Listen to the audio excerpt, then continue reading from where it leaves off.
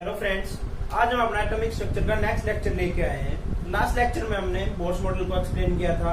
तो Bohr's model को explain करने से पहले हमने फोटो इलेक्ट्रिक इफेक्ट पढ़ा था, जहां से आइंस्टाइन ने अपनी थ्योरी को दिया था और वहां से उन्होंने एक्सप्लेन किया था कि जो लाइट होती है वो ड्यूअल नेचर की होती है। तो लाइट के बारे में ड्यूअल नेचर है, तो कोई भी पार्टिकल, उससे पहले ये समझा जा रहा था कि कोई भी चीज या तो पार्टिकल नेचर की होगी या फिर वो वेव नेचर की होगी। लेकिन आइंस्टाइन ने यहाँ से प्रूव किया था तो कि जो लाइट आ रही है वो ड्यूअल नेचर एग्जिस्ट करती है। तो वहां से एक नए साइंटिस्ट है डी ब्रोगली, उन्होंने बोला कि अगर लाइट के पास ड्यूअल नेचर है तो और भी डिफरेंट पार्टिकल है उनके पास भी ड्यूअल नेचर होनी चाहिए, वेव प्लस पार्टिकल नेचर। तो डी ब्रोगली ने एक अपना हाइपोथेसिस दिया। डी ब्रोगली ने अपना हाइपोथेसिस दिया, उन्होंने बताया कि कोई भी पार्टिकल है उसके पास जरूर कुछ ना कुछ पार्टिकल नेचर है, सॉरी वेव नेचर होती है। तो उन्होंने क्या बोला, उन्होंने दो थ्योरी जो आई थी उनको पढ़ा। तो पहली जो आई थी फोटो इलेक्ट्रिक इफेक्ट के टाइम में, उन्होंने energy is equals to h में होती है, यानी hc बाई लैम्डा। पहली थ्योरी जो फोटो इलेक्ट्रिक इफेक्ट आई थी ये वाली, और दूसरी जो होती थी E is equals to mc square, ये होती है एनर्जी और मास, यानी पार्टिकल नेचर को एक्सप्लेन कर रही थी, जो आइंस्टाइन की मास और एनर्जी को कंपेयर कर रही थी। और ये वाली जो फॉर्मूला आया था, ये आया था वेव नेचर के लिए।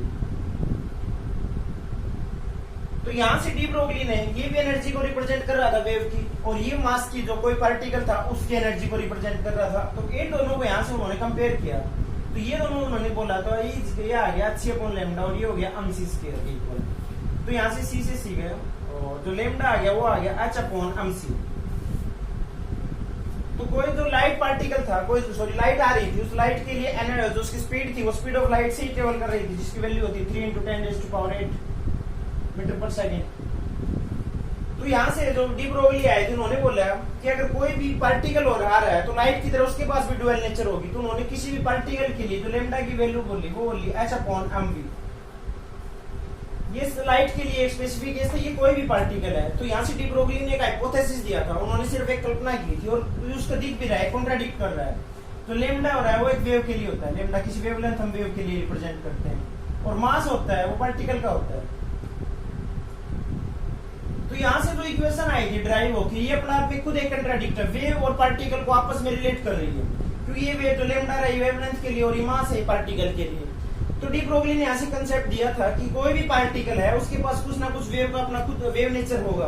तो यहाँ से इन्होंने अपना लैम्डा की वैल्यू दी थी। इसके बाद इन्होंने जो कोई भी जैसे इलेक्ट्रॉन था, इलेक्ट्रॉन के ऊपर इन्होंने निकाल के देखा कि उसके पास कुछ ना कुछ पार्टिकल नेचर है या नहीं है। तो इसके लिए उन्होंने ये कोई दो इलेक्ट्रोड ली, इसके ऊपर पॉजिटिव टर्मिनल और ये नेगेटिव टर्मिनल, इसके बीच में इलेक्ट्रॉन रखा। जब तक इसके ऊपर कोई इलेक्ट्रिक फील्ड नहीं था, स्टेशनरी था, इसकी काइनेटिक एनर्जी 0 थी। जो इसके ऊपर हमने इलेक्ट्रिक फील्ड अप्लाई किया तो इलेक्ट्रॉन है पॉजिटिव टर्मिनल की तरफ जाएगा, पॉजिटिव टर्मिनल की तरफ जाएगा तो एक्सेलरेट करेगा, एक्सेलरेट करेगा तो इसके पास कुछ ना कुछ काइनेटिक एनर्जी आएगी। जब कोई भी चार्ज पार्टिकल एक्सेलरेट करता है तो हम पीछे पड़ चुके हैं, उसको उसकी वजह से कुछ ना कुछ काइनेटिक एनर्जी आती है। तो जो हमने इलेक्ट्रिक फील्ड लगाया इसकी वजह से कुछ ना कुछ वर्क डन करवा रहे हैं, और वर्क डन किसके इक्वल होता है, चेंज इन काइनेटिक एनर्जी के, चेंज इन काइनेटिक एनर्जी। और वो किसके इक्वल होता है, चार्ज इनटू में पोटेंशियल, इसके इक्वल होता है।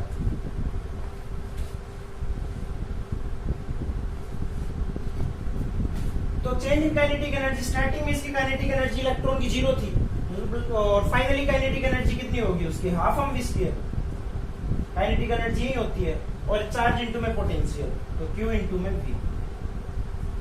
तो ये हो गया हाफ एम वी स्क्वायर। तो इसको हम ऊपर से 1/2 एम वी स्क्वायर को ऊपर नीचे हम से मल्टीप्लाई और हम से डिवाइड करते हैं, ये हो जाएगा m square v square upon में 2m इनटू में Q into V।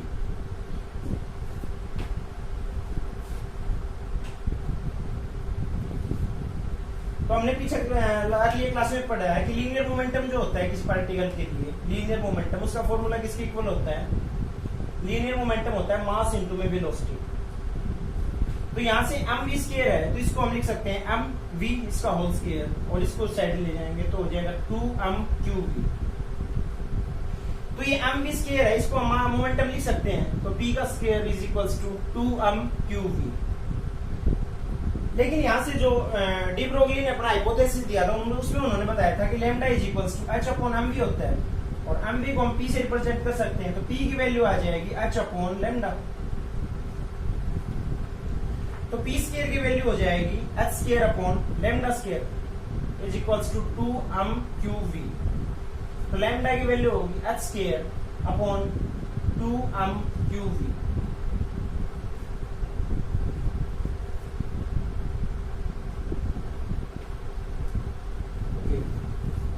This is lambda square. तो लैम्डा इज इक्वल्स टू हो जाएगा h upon under root of 2m3v। तो यहां से हम देखेंगे जब किसी भी इलेक्ट्रॉन के निकालेंगे तो इलेक्ट्रॉन के लिए मास फिक्स होता है 9.11 × 10⁻³ kg और इलेक्ट्रॉन का चार्ज q वो भी फिक्स होता है 1.602 × 10⁻19 कूलम। ये सारी वैल्यूज यहाँ पे हैं और h है ये प्लैंक्स कांस्टेंट है, ये भी एक कांस्टेंट होता है, इसकी वैल्यू होती है 6.626 × 10⁻34। इन सब की वैल्यूज को हम ये पुट करते हैं तो लैम्डा की वैल्यू निकल के आती है 12.26 अपॉन अंडर रूट, यहाँ पे जो हमने पोटेंशियल अप्लाई किया था अंडर रूट v और इतना ये मीटर के 10 नैनोमीटर इतना इसकी वेवलेंथ की वैल्यू निकल के आ रही है। तो हमने किसी चार्ज पार्टिकल को एक्सेलरेट किया था तो लैम्डा की वैल्यू निकल के आ रही है यहाँ से। तो जब डी ब्रोगली ने नोटिस किया कि जब हम किसी चार्ज पार्टिकल को हम एक्सेलरेट करवा रहे हैं तो वहां से लैम्डा की वैल्यू मिल रही है, वो मिल रही है नैनोमीटर की रेंज में। और नैनोमीटर की रेंज में हम वेवलेंथ को मेजर इजीली कर सकते हैं।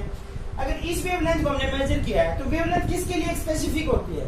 हमने पढ़ चुके हैं कि वेवलेंथ तो सिर्फ वेव की होती है, लेकिन इलेक्ट्रॉन क्या था? इलेक्ट्रॉन थॉमसन ने पहले भी बताया था इलेक्ट्रॉन एक पार्टिकल नेचर का होता है, लेकिन पार्टिकल नेचर थी इसके बावजूद इसकी कुछ ना कुछ लैम्डा की वैल्यू हमें मिल रही है जो मेजरेबल क्वांटिटी है। अगर लैम्डा की वैल्यू पार्टिकल के लिए मिल रही है तो डी ब्रोगली ने यहाँ से इसको प्रूव कर दिया था कि जो कोई भी पार्टिकल है, कोई भी माइक्रोस्कोपिक पार्टिकल होगा, वो कुछ ना कुछ अपनी वेवलेंथ भी कैरी करेगा और पार्टिकल नेचर भी शो करेगा। दैट मींस उसके पास ड्यूअल नेचर होगी। लेकिन यहाँ से हमने चीज को नोटिस तो डी ब्रोगली ने बोल तो दिया कि ड्यूअल नेचर होती है, लेकिन जब इस चीज को हमने माइक्रोस्कोपिक पार्टिकल हैवियर बॉडीज के ऊपर अप्लाई करके देखा तो वहां पर जो वेवलेंथ की वैल्यू जो मिल रही थी वो बहुत ही ज्यादा छोटी मिल रही थी, जिसको हम मेजर नहीं कर पा रहे थे। दैट मींस कोई भी पार्टिकल है अर्थ के ऊपर जो कोई भी एग्जिस्ट करेगा उसके पास ड्यूअल नेचर तो होगी, लेकिन जो माइक्रोस्कोपिक पार्टिकल्स होती हैं उसके लिए वेवलेंथ इतनी छोटी हो जाती है कि इसको मेजर नहीं कर पाती, हम उसको देख नहीं पाते हैं तो उसके हम सिर्फ पार्टिकल नेचर को शो कर पार्टिकल नेचर शो होती है, वेव नेचर शो नहीं हो पाती है। कैसे देखते हैं हैवी पार्टिकल कोई भी, जैसे कोई हैवी पार्टिकल है लैम्डा इज इक्वल्स टू, यहां से बोला h अपॉन mv, कोई हम मास देख रहे हैं, जैसे मास लिया हमने 1 kg की और उसको हम वेलोसिटी से उसको वेलोसिटी दे रहे हैं मींस 10 मीटर पर सेकंड से। तो यहां से लैम्डा की वैल्यू आ रही है, लैम्डा कितना होता है 6.626 × 10⁻34 अपॉन मास की वैल्यू है 1 और वेलोसिटी उसकी 10 और ये ऊपर 10 ऊपर जाएगा तो हो जाएगा 6.626 × 10⁻35 मीटर। बहुत ही ज्यादा छोटी वैल्यू आ रही है। इस 10⁻35 की रेंज में हम किसी भी वेवलेंथ को मेजर नहीं कर पाएंगे, हम उसको देख ही नहीं पाएंगे। तो इतनी छोटी वेवलेंथ को हम देख नहीं पाते, मींस माइक्रोस्कोपिक बॉडीज के लिए जो वेवलेंथ होती है उसको मेजर नहीं कर पाते हैं। लेकिन जब वो माइक्रोस्कोपिक लेवल के ऊपर आती है तो पार्टिकल नेचर है प्लस उसकी जो वेवलेंथ आ रही है मींस दैट उसकी वेव नेचर है, उसको हम इजीली मेजर कर पा रहे हैं। तो कोई भी पार्टिकल है, यहाँ से डी ब्रोगली ने अपना कंसेप्ट दिया था, उसके अकॉर्डिंग कोई पार्टिकल है उसके पास ड्यूअल नेचर है, वो अपनी दोनों नेचर को शो करेगा, वेव नेचर को भी और पार्टिकल नेचर को भी। डी ब्रोगली ने एक और काम अच्छा किया था, उन्होंने जो एक बोर मॉडल का जो ड्रॉबैक था मेन उसको ओवरकम किया था। क्या था? बोर मॉडल ने क्या बताया था, एक मेन पोस्टुलेट दिया था, हमने लास्ट लेक्चर में किया भी था कि एम्बियर जो उसका एंगुलर मोमेंटम होता है वो इंटीग्रल मल्टीपल होता है h/2 पाई का। यहां से बोर मॉडल ने अपने पोस्टुलेट दिया था कि जो एंगुलर मोमेंटम होता है वो इंटीग्रल मल्टीपल होता है h/2 पाई का। बोर ने बोला था कि अगर ये पोस्टुलेट वैलिड है तो मेरा जो मॉडल है, जो बोर का मॉडल था वो एग्जिस्ट करेगा, अदरवाइज एग्जिस्ट नहीं करेगा। मेरे पास इसका कोई मतलब बोर के पास इसका कोई वैलिडेशन नहीं थी कि ये क्यों एग्जिस्ट करता है। उन्होंने बोल दिया साफ कि अगर ये है तो मॉडल है, ये नहीं है तो मॉडल भी नहीं है। लेकिन डी ब्रोगली ने इसको वेरीफाई किया।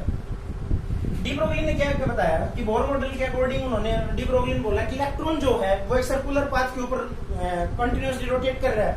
अगर वो कंटिन्यूअसली रोटेट कर रहा है, अगर कोई इलेक्ट्रॉन रोटेट कर रहा है तो उसके पास वेव नेचर है, उन्होंने प्रूव कर दिया था वेव नेचर है। तो उन्होंने बोला अगर कोई इलेक्ट्रॉन वेव नेचर है और वेव नेचर के कारण वो इसके कारण रोटेट कर रहा है तो कुछ ना कुछ वेव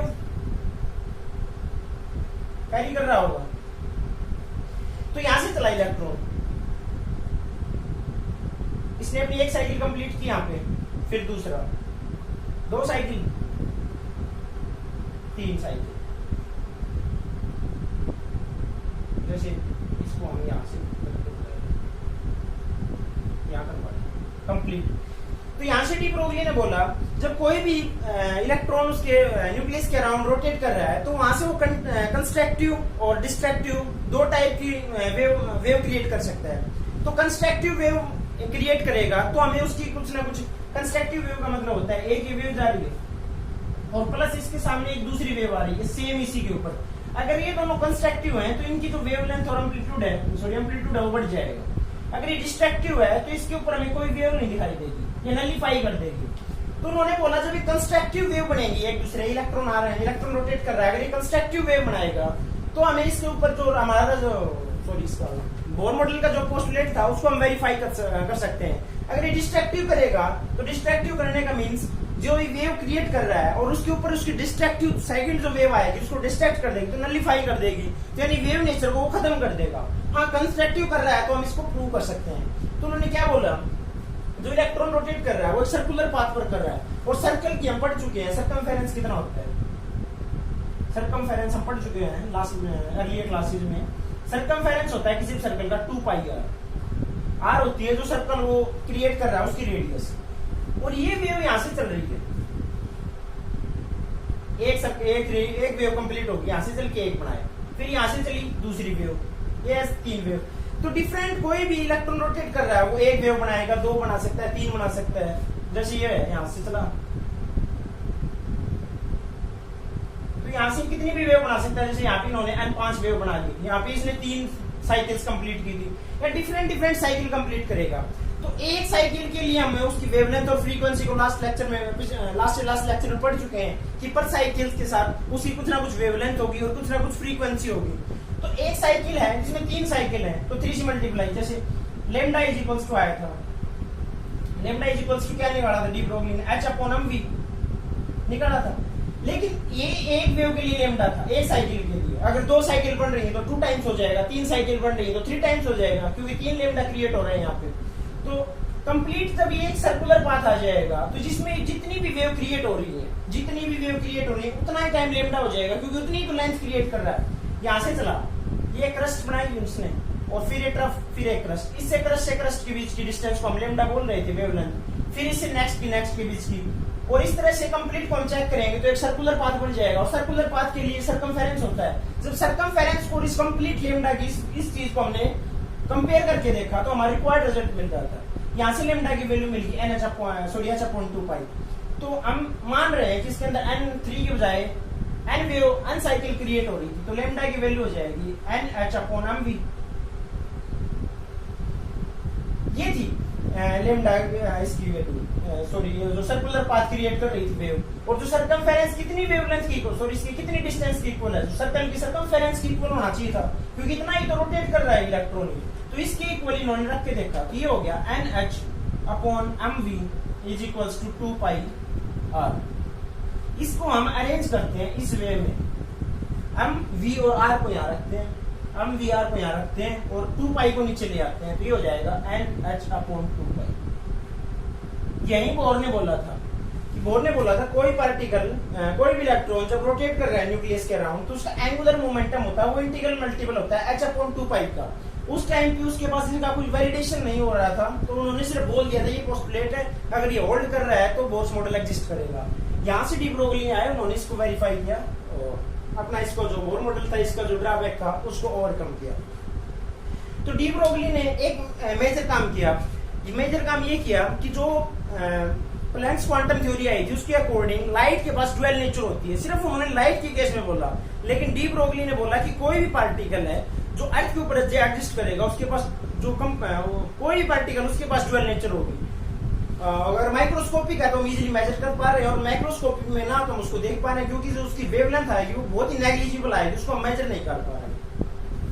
तो यहाँ से डी ब्रोगली ने अपना क्वांटम मैकेनिक्स की फर्स्ट स्टेप रखा, उन्होंने बता दिया था कि कोई भी पार्टिकल उसके पास ड्यूअल नेचर है। इसके बाद क्वांटम मैकेनिक्स की तरफ से सेकंड स्टेप रखा, वो रखा था हाइजेनबर्ग ने। हाइजेनबर्ग ने भी अपना प्रिंसिपल दिया था। हाइजेनबर्ग ने क्या बताया, उन्होंने दिया था हाइजेनबर्ग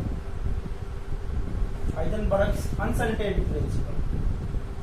अनसर्टेनिटी प्रिंसिपल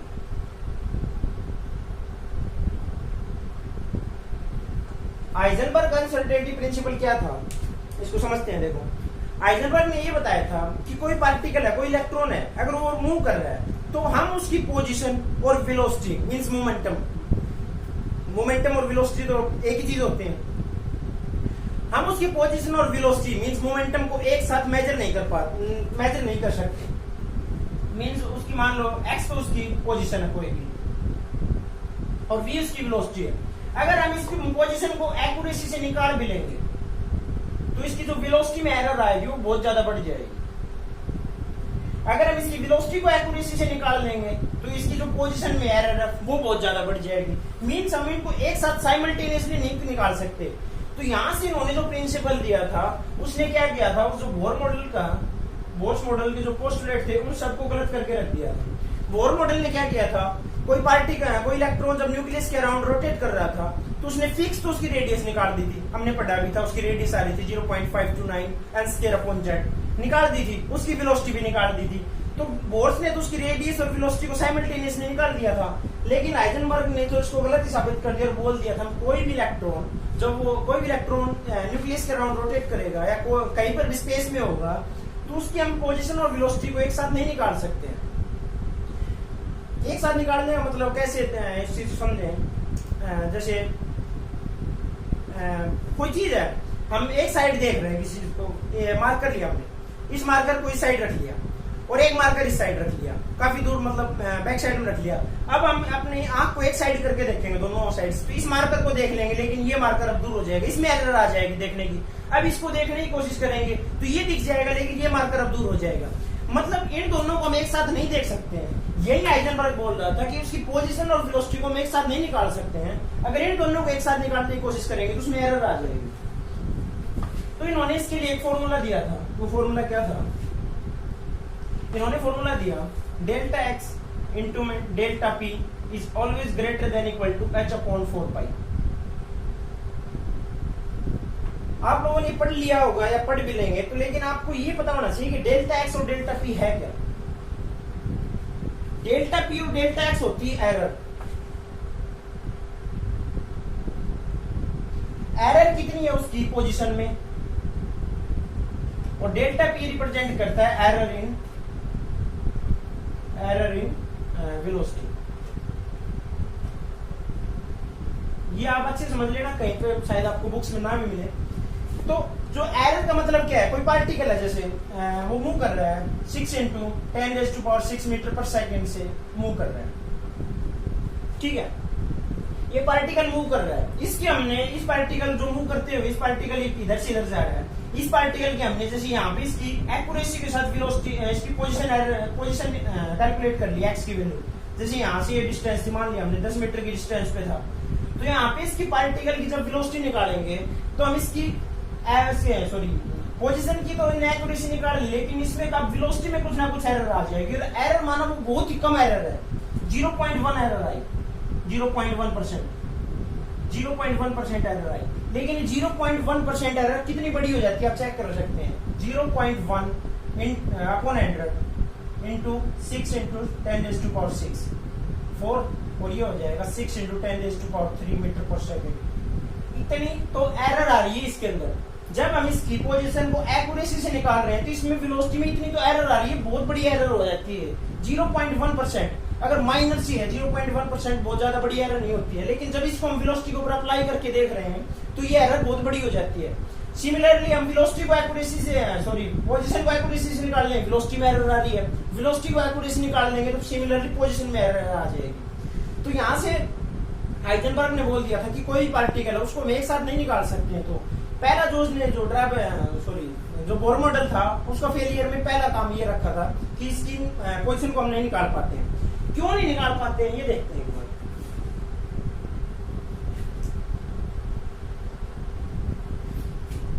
जैसे यहाँ पे कोई इलेक्ट्रॉन था, ठीक है, ये इलेक्ट्रॉन रखा था हमने, पकड़ लिया इलेक्ट्रॉन, और यहां से हमें कोई रेडिएशन लेके आ रहे हैं, ठीक है, वो रेडिएशन लेके आ रहे हैं। रेडिएशन के पास कुछ ना कुछ एनर्जी होगी, एनर्जी मींस hc/λ। अगर हम इस इलेक्ट्रॉन को, अगर इस इलेक्ट्रॉन की पोजीशन को निकालते हैं, अगर इस इलेक्ट्रॉन कहां पे रखा है, कोई रेडिएशन लेके आया, हमको पता है कि मान लिया कि 5 किलोमीटर की दूरी के बाद इलेक्ट्रॉन रखा है, इस इलेक्ट्रॉन 5 किलोमीटर की दूरी के ऊपर हमने इसको रेडिएशन डालेंगे, एनर्जी स्ट्राइक करेगी। जैसे हम आपने 9th या 10th क्लास में पढ़ा होगा, जो समुद्र में जो जहाज होते हैं वो डूब जाती हैं, तो उनको हम सोनार का यूज करते हैं, सोनार के यूज करके हम वहां से कुछ रेडिएशन छोड़ते हैं, रेडिएशन वहां से स्ट्राइक करती हैं और स्ट्राइक करके वहां से वापस आ जाती हैं, ठीक है। तो यहाँ से हम कैलकुलेट करते हैं ये कितनी डेप्थ के ऊपर है, यहाँ से हम इसकी पोजीशन निकाल देते हैं रेडिएशन के।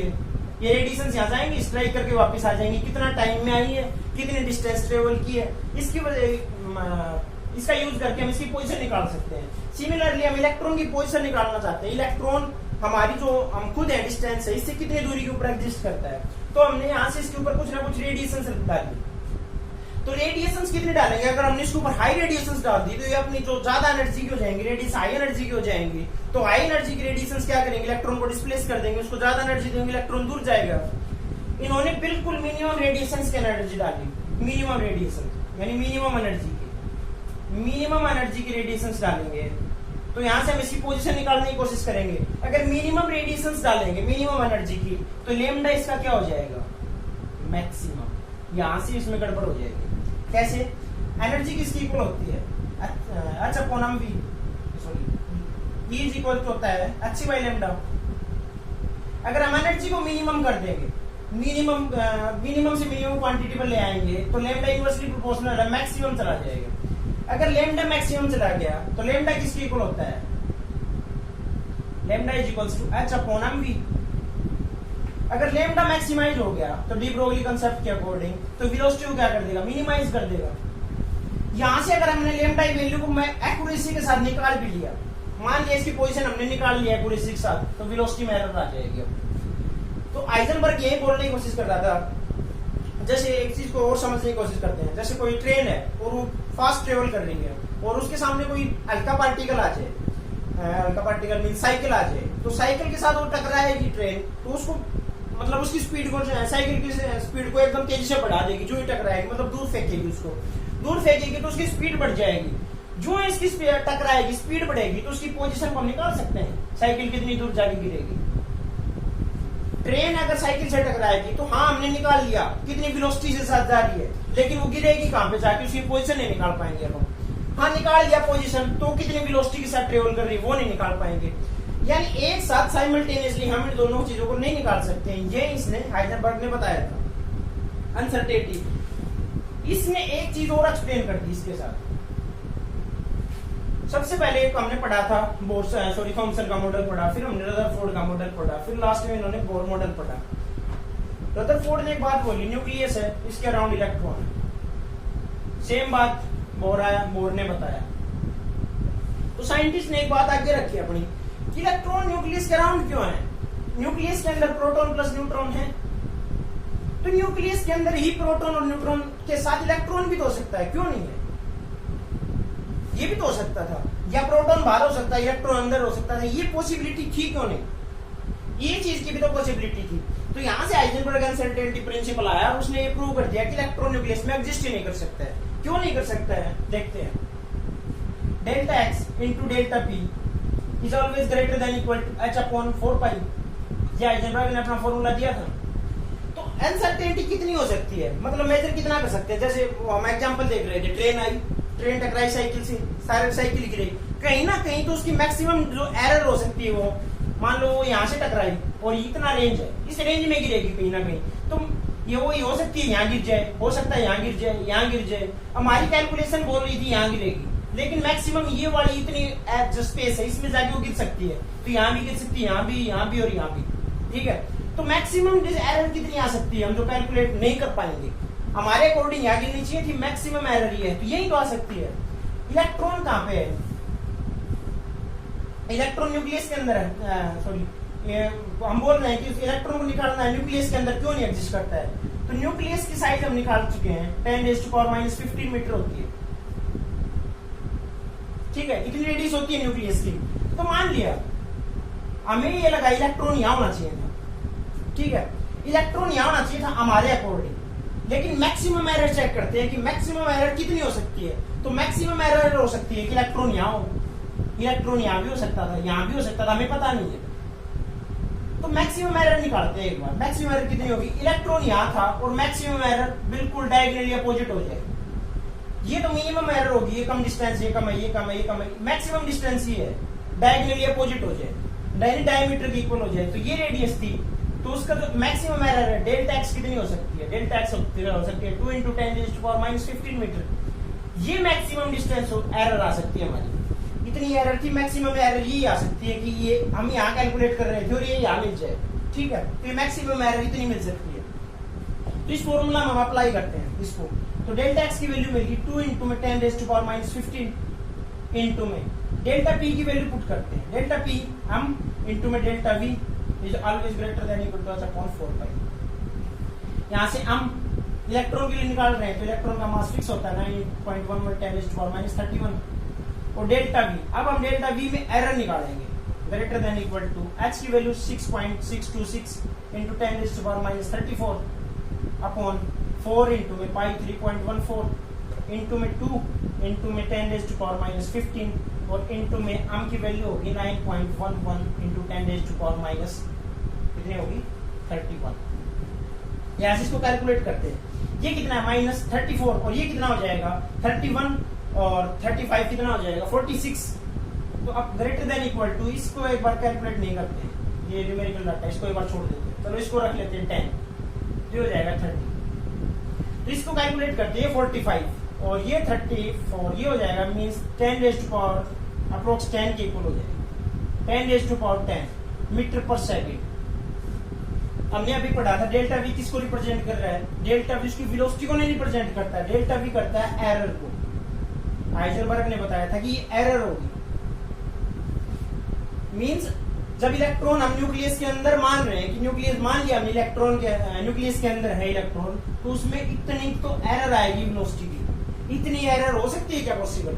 आज तक जो मैक्सिमम स्पीड हमने मेजर की है वो कितनी है, स्पीड ऑफ लाइट 3 × 10⁸ मीटर पर सेकेंड, उससे कितनी है 100 टाइम्स मल्टीप्लाई बाई 100 टाइम्स। तो इसकी वेलोसिटी में एरर आ रही है, ये तो एरर है। एक्चुअल वेलोसिटी कितनी होगी वो हम क्या मेजर कर पाएंगे उसकी, अगर न्यूक्लियस के अंदर इलेक्ट्रॉन है, अगर न्यूक्लियस के अंदर इलेक्ट्रॉन है तो उतनी तो एरर आ रही है, अगर एरर इतनी है तो एक्चुअल वेलोसिटी कितनी होगी, क्या एक्चुअल वेलोसिटी को हम निकाल पाएंगे, हम इलेक्ट्रॉन की एक्चुअल वेलोसिटी को निकाल ही नहीं पाएंगे वहां से। तो इलेक्ट्रॉन न्यूक्लियस के अंदर एग्जिस्ट नहीं करेगा, क्यों नहीं करेगा, ये रीजन है। अनसर्टेनिटी प्रिंसिपल ने इसको प्रूव किया कि इलेक्ट्रॉन एग्जिस्ट नहीं करेगा, इलेक्ट्रॉन न्यूक्लियस के अराउंड ही न्यूक्लियर रिवॉल्व करेगा। तो ये था हाइजेनबर्ग अनसर्टेनिटी प्रिंसिपल। तो इन दोनों प्रिंसिपल से एक तो था डी ब्रोगली कंसेप्ट और दूसरा है फिर हाइजेनबर्ग। इन दोनों ने अपना जो मेंस ड्रॉबैक आ रहे थे, एक तो बोर मॉडल ने क्या बताया था कि इलेक्ट्रॉन हम 2D में रोटेट कर रहा है, तो यहां से हो गया, तो ये हो गया कि फिक्स पोजीशन निकाल रहा था 2D में, इलेक्ट्रॉन यहाँ है तो यही है। एक चीज तो साफ कर देते हैं एक बार,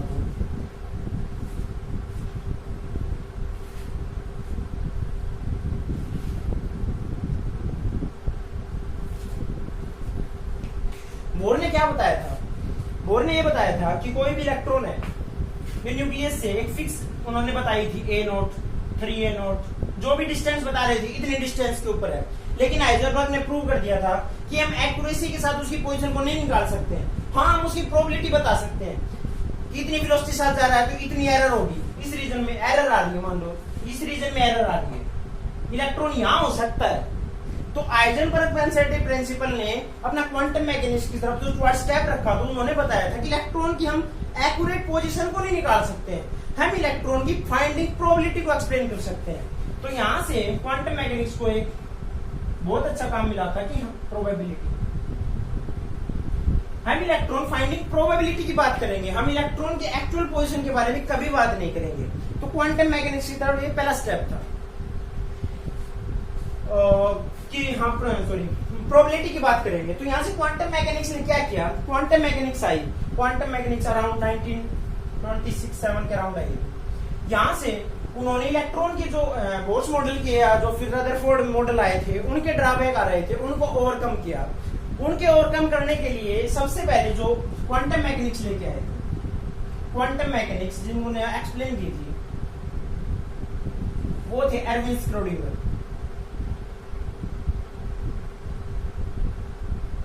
एरविन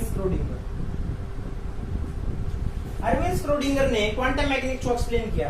तो इससे पहले क्वांटम मैकेनिक्स से पहले क्लासिकल मैकेनिक्स होती थी। क्लासिकल मैकेनिक्स कौन सी थी, जिसमें न्यूटन की मैकेनिक्स आपने पढ़ा होगा, Newton's first law V = U + AT, S = UT + ½ AT², law of inertia, ये सारे क्लासिकल मैकेनिक्स थी। जब इस क्लासिकल मैकेनिक्स को microscopic particles means electron, proton, इस सब के ऊपर अप्लाई करके देखा, क्लासिकल मैकेनिक्स के जो फॉर्मूला थे, तो वहां पे हमें कोई रिजल्ट नहीं मिल रहा था, सेटिस्फैक्टरी रिजल्ट नहीं मिल रहा था। तो क्लासिकल मैकेनिक्स मैक्रोस्कोपिक लेवल के ऊपर तो बहुत अच्छी थी, लेकिन जब माइक्रोस्कोपिक लेवल के उसके ऊपर अप्लाई करके देखा तो ये फेल हो गई। तो वहां से क्वांटम मैकेनिक्स आई। क्वांटम मैकेनिक्स में एरविन स्क्रोडिंगर आए और एरविन स्क्रोडिंगर ने अपनी एक इक्वेशन दी। उन्होंने क्या इक्वेशन दी,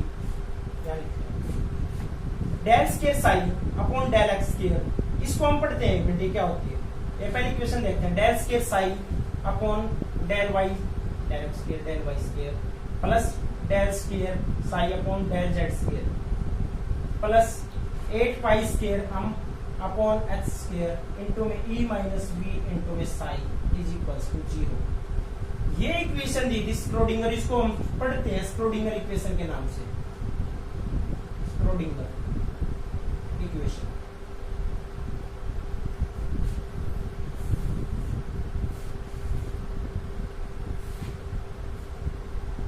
इस इक्वेशन को समझते हैं, पर एक्चुअल में क्या है इस इक्वेशन में।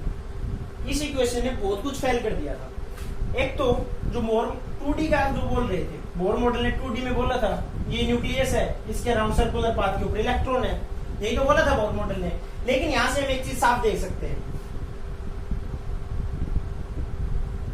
सिर्फ इतना ही एक्सप्लेन करने के लिए हमें जो बोर्स की जो थ्योरम बोर मॉडल आया था उसको यहाँ से फेलियर मिल रहा है पहले ही स्टेप से, क्योंकि स्क्रोडिंगर इक्वेशन के अकॉर्डिंग ये जो स्टेप मिल रहे हैं del x square y z, ये 3 कोऑर्डिनेट में बता रहा है। इलेक्ट्रॉन की पोजीशन जो मिल रही है हमें वो 3 कोऑर्डिनेट में, लेकिन बोर मॉडल के अकॉर्डिंग तो 2D मॉडल था, एक सर्कुलर पाथ में इलेक्ट्रॉन रोटेट कर रहे हैं। लेकिन यहाँ से बोर मॉडल के स्क्रोडिंगर इक्वेशन के अकॉर्डिंग जो इलेक्ट्रॉन मिल रहे थे हमें वो 3D में मिल रहे हैं, क्योंकि एक्स वाई और जेड तीनों कोऑर्डिनेट यहाँ पे इन्वॉल्व हो रहे हैं। 3 कोऑर्डिनेट में इलेक्ट्रॉन मिलने की प्रोबेबिलिटी है। ये साई क्या है, साई क्या है? जब क्लासिकल मैकेनिक्स पढ़ रहे थे हम, क्लासिकल मैकेनिक्स में कोई पार्टिकल होता था, क्लासिकल मैकेनिक्स में हम कोई पार्टिकल की पोजीशन निकालते थे, कोई पोजीशन निकालते थे, हम वहां पे ट्रेजेक्ट्री की बात करते थे। ठीक है, किस ट्रेजेक्ट्री पर होगा? ट्रेजेक्ट्री मींस यहां से कोई हमने पार्टिकल्स को छोड़ा, वो यहाँ पे गया, तो यहाँ पे इस पार्टिकल के क्या कोऑर्डिनेट है, मतलब किस पोजीशन में, यहाँ पे इसकी एक्स एक्सिस वेलोसिटी पोजीशन के अकॉर्डिंग, जेड एक्सिस में कितना है, वाई एक्सिस के अकॉर्डिंग कितना है, 3 1 2। जैसे इस रूम के एक कोने से उस रूम के दूसरे कोने तक हमें एक पत्थर को फेंकना है, तो फेंकेंगे तो जब वो मिड में होगा बिल्कुल रूम के, तो उसमें जेड एक्सिस के कोऑर्डिनेट भी होगा, वाई एक्सिस का भी होगा, एक्स एक्सिस की भी होगा। तो यहाँ पे ट्रेजेक्ट्री में हम उसकी कोऑर्डिनेट निकालते थे। तो उस ट्रेजेक्ट्री में जिस तरह हम पोजीशन की ट्रेजेक्ट्री को एक्सप्लेन कर रहे थे, वैसे ही स्क्रोडिंगर वेव इक्वेशन में साई होती है, साई उस ट्रेजेक्ट्री को एक्सप्लेन करती है। एक्चुअल में इसका कोई फिजिकल सिग्निफिकेंस नहीं है। साई का मतलब होता है wave function, wave function. Quantum mechanics बोलती है psi have no physical significance. हम इसको पढ़ते हैं, फिजिकल सिग्निफिकेंस क्यों नहीं होता है इसका, हैव नो फिजिकल सिग्निफिकेंस।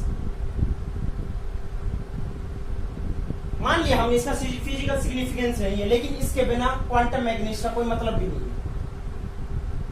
कैसे नहीं है? फिजिकल सिग्निफिकेंस नहीं है, लेकिन ये बोलती है कि वेव फंक्शन है। आप पढ़ा भी होगा या पढ़ लेंगे। जैसे कोई हमारे पास कोई नंबर है, जैसे एक्स स्क्वायर है, इसका हमें बोला जाए कि इसका डेरिवेशन निकालो, तो डेरिवेशन निकालने के लिए क्या करेंगे हम? डी बाई डी एक्स निकालेंगे इसका एक्स स्क्वायर का, और ये हो जाएगा 2x। ये कोई फंक्शन था, लेकिन ये डी बाई डी एक्स है, ये इसको डेरिवेट कर रहा है, इसका कोई मतलब नहीं है। अकेला हम लिख के छोड़ दें डी बाई डी एक्स, कोई मतलब है इसका? कोई मतलब नहीं है। लेकिन जब इसको हम किसी के साथ अप्लाई करेंगे, जब ये स्पेसिफिक चीज के साथ अप्लाई कर रहे हैं, एक्स के साथ डी बाई डी एक्स निकालेंगे, तो ये अपना एक रिजल्ट दे रहा है। अकेला साई का कोई मतलब नहीं है, मान रहे हैं, कोई मतलब नहीं है। ये ही श्रोडिंगर वेव इक्वेशन के अकॉर्डिंग, क्वांटम मैकेनिक्स के अकॉर्डिंग इसका कोई फिजिकल सिग्निफिकेंस नहीं था। लेकिन एक वेव फंक्शन है, और वेव फंक्शन किसी भी इक्वेशन के जब हम उसके रूट्स निकालेंगे तो वहां से हमें साई की वैल्यू मिलेगी, और साई उस ट्रेजेक्ट्री को बताएगी जहां पे इलेक्ट्रॉन मिलने की प्रोबेबिलिटी है। यहां से हम जैसे इक्वेशन को सोल्व करते हैं, इसको नहीं छोड़ते हैं, इक्वेशन और निकालते हैं। X square plus 7x plus 12 is equals to 0। ये एक मैथ्स की इक्वेशन है, क्वाड्रेटिक इक्वेशन, ठीक है। आपने 10th क्लास में पढ़ लिया होगा इसका मिडिल पार्ट तोड़ना। तो मिडिल पार्ट इसको तोड़ते हैं, तो ये लिखते हैं x plus 3 into x plus 4 is equals to 0। तो यहां से मैक्स की दो वैल्यू मिलती है, -3 और -4। तो सिमिलरली जब ये इक्वेशन भी है, ये मान लिया क्वाड्रेटिक है, या मल्टीपल रूट्स में होगी, मल्टीपल पावर में होगी, तो यहां से जब इस इक्वेशन को निकालेंगे तो यहां से भी कुछ ना कुछ सॉल्यूशन मिलने चाहिए। जब क्वाड्रेटिक इक्वेशन को सोल्व करते हैं तो वहां से x की वैल्यू मिल रही है, इसी तरह y की भी होगी, कोई z के साथ, अगर इसके साथ कोई और हो, x square y plus y square x plus xy plus something else, अगर इसी टाइप की इक्वेशन है तो इस टाइप की इक्वेशन को भी निकालते हैं तो वहां से भी कुछ ना कुछ x और y की वैल्यू मिलेंगी। एवरी x के साथ, अगर बोलते भी हैं, हमने 10th क्लास में पढ़ा होगा, अगर x 3 है तो y 2 होगा, मगर x ये है तो y 2 होगा, y ये है तो x वो होगा। तो इसी तरह यहाँ से जितने भी वेरिएबल्स हैं, जहाँ भी जितने भी फंक्शन है, उसकी भी तो कुछ ना कुछ वैल्यू निकल के आएगी। तो पहला वेरिएबल y है और दूसरा एनर्जी है, और बाकी सारे कांस्टेंट है। तो जब इस इक्वेशन को सोल्व करेंगे तो यहाँ से हमें साई और एनर्जी दो सॉल्यूशन तो मिलने चाहिए। अगर साई की वैल्यू ये है, अगर तो यहाँ से हम देखेंगे तो जैसे ये न्यूक्लियस है, न्यूक्लियस के अराउंड हाइजेनबर्ग अनसर्टेनिटी प्रिंसिपल हम पढ़ चुके हैं कि इलेक्ट्रॉन फाइंडिंग की प्रोबेबिलिटी तो कुछ ना कुछ तो होगी। मान लिया इलेक्ट्रॉन यहाँ पे है, इतनी डिस्टेंस के ऊपर, इसकी एनर्जी है कुछ ना कुछ, तो इसकी अगर ये इलेक्ट्रॉन न्यूक्लियस से इतनी दूरी के ऊपर फाइंडिंग प्रोबेबिलिटी है, और इसके साथ इतनी एनर्जी मान लिया उसके एग्जिस्ट करती है, तो इतनी एनर्जी इस इक्वेशन के अकॉर्डिंग और उस इलेक्ट्रॉन की एनर्जी आ रही है, तो उसके कोरस्पॉन्डिंग कुछ ना कुछ उसकी सारी भी वैल्यूज भी होंगी। अगर यहां से हम इसकी एनर्जी निकालेंगे तो इस इक्वेशन में पुट करेंगे एनर्जी की वैल्यू को निकाल के, तो एनर्जी की वैल्यू मिल जाएगी। जैसे इस इक्वेशन में हमें x की वैल्यू 3 मिल रही थी, जब x की वैल्यू को 3 रखेंगे तो y की वैल्यू 2 मिलेगी। तो इस इक्वेशन में जब हम एनर्जी की वैल्यू को पुट कर देंगे तो वहां से हमें कुछ ना कुछ साई की वैल्यू में मिलेगी। तो साई की वैल्यू मिलेगी, तो साई किसको एक्सप्लेन कर रही है? साई एक्सप्लेन करेगी किसको एक्सप्लेन, जैसे मीन्स आसान नहीं है साई को बता पाना। साई को जैसे मतलब जैसे छोटा बच्चा पैदा होता है, तो छोटा बच्चा जब पैदा होता है तो उसकी जन्म कुंडली बना के तैयार करते हैं। इस टाइम पर ये पैदा हुआ है, इस टाइम पर इसकी राशि ये है वो है, तो जिस टाइप से उसकी जन्म कुंडली बनाते हैं, साई वैसे ही इलेक्ट्रॉन की भी जन्म कुंडली बताती है। इलेक्ट्रॉन के बारे में जितनी भी डिटेल होंगी वो साई के पास होंगी, क्योंकि इस इक्वेशन को सोल्व करने पर हमें दो ही सॉल्यूशन मिलेंगे, साई और ई। तो एवरी एनर्जी के लिए कोई भी इलेक्ट्रॉन है, उसकी जितनी भी एनर्जी होगी उसके कोरस्पॉन्डिंग उसकी साई वैल्यूज होंगी, और साई के साथ उसके 3 क्वांटम नंबर होते हैं, साई, एन, एल और एम। 3 क्वांटम नंबर होते हैं। बुक्स में लिखा होता है कि 4 क्वांटम नंबर होते हैं, क्वांटम नंबर 4 नहीं होते हैं। तो फोर्थ हम पढ़ेंगे, वो फोर्थ होता है, वो क्वांटम नंबर नहीं होता, वो क्वांटम स्टेट होती है। वो पार्टिकल टू पार्टिकल वेरी करेगी। जैसे इलेक्ट्रॉन के लिए कुछ क्वांटम स्टेट होगी, प्रोटॉन के लिए कुछ होगी, मेसन्स के लिए कुछ, मतलब पार्टिकल टू पार्टिकल वेरी करेगी। लेकिन क्वांटम नंबर ये होते हैं 3, एन, एल, एम, प्रिंसिपल, अज़ाइमुथल और मैग्नेटिक। ये 3 क्वांटम नंबर होते हैं। साई इन तीनों को एक्सप्लेन करेगी। कैसे एक्सप्लेन करेगी? जैसे यहाँ पे न्यूक्लियस है और ये इलेक्ट्रॉन है, यहाँ पे इसकी एनर्जी हमने निकाल दी, इसके कोरस्पॉन्डिंग इतनी एनर्जी है, इसके कोरस्पॉन्डिंग जब इतनी एनर्जी होगी तो कुछ ना कुछ साई की भी वैल्यू मिलेगी, इसकी साई की वैल्यू मिलेगी। तो साई किसको बताएगी? वहां से हमें साई मिली, तो साई किसको एक्सप्लेन करेगी? साई करेगी इलेक्ट्रॉन पाने की प्रोबेबिलिटी कहां पे है। अगर प्रोबेबिलिटी है, जैसे यहां से इलेक्ट्रॉन मिला तो यहां से कितनी दूरी के ऊपर है, ठीक है, इसकी डिस्टेंस बताएगा। मींस हम एक बार जैसे फॉर्मली बोल रहे हैं, एक्चुअली नहीं है, इसको डिस्टेंस को बताएगा, वो किस पोजीशन में है उसका पोजीशन बताएगा, ओरिएंटेशन, शेप, ये सारी चीज एक्सप्लेन कौन करेगा? साई करेगा। और साई किसकी मदद से करेगा?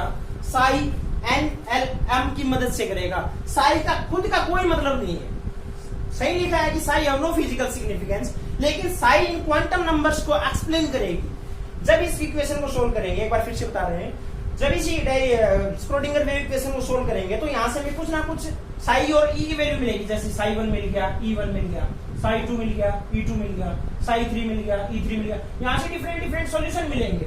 हो सकता है ये सॉल्यूशन इसके साथ वैलिड ना हो, काट देंगे, ये भी नहीं हो, वैलिड नहीं हो, काट देंगे, लेकिन कुछ ना कुछ सॉल्यूशन आएंगे इस इक्वेशंस के, और उन इक्वेशंस के साथ कुछ ना कुछ एनर्जी स्पेसिफिक होगी, और स्पेसिफिक एनर्जी के लिए कुछ ना कुछ वेव फंक्शन होगा। वेव फंक्शन क्लासिकल मैकेनिक्स के साथ मेजर करके देख रहे हैं, तो उसकी ट्रेजेक्ट्री को बता रहा था। ट्रेजेक्ट्री मींस उसकी पोजीशन को बताएगा। तो सिमिलरली वेव जब इन क्वांटम नंबर के साथ जो इलेक्ट्रॉन की शेप, साइज, ओरिएंटेशन, इन सब चीज को एक्सप्लेन करेगा। तो क्वांटम मैकेनिक्स आई, क्वांटम मैकेनिक्स ने जितने भी ड्रॉबैक थे उन सब ड्रॉबैक्स को ओवरकम किया, और अपनी एक खुद की थ्योरी लेके आए, जो स्क्रोडिंगर वेव इक्वेशन दी थी उन्होंने, उसके बेस के ऊपर उन्होंने क्वांटम मैकेनिक्स को कंप्लीटली सोल्व किया। तो नेक्स्ट लेक्चर से हम अपना क्वांटम मैकेनिक्स के जो क्वांटम नंबर है उनको एक्सप्लेन करेंगे, उनकी शेप, साइज और क्या है वो एक्सप्लेन करेंगे। तो thank you guys, please share and subscribe the channel.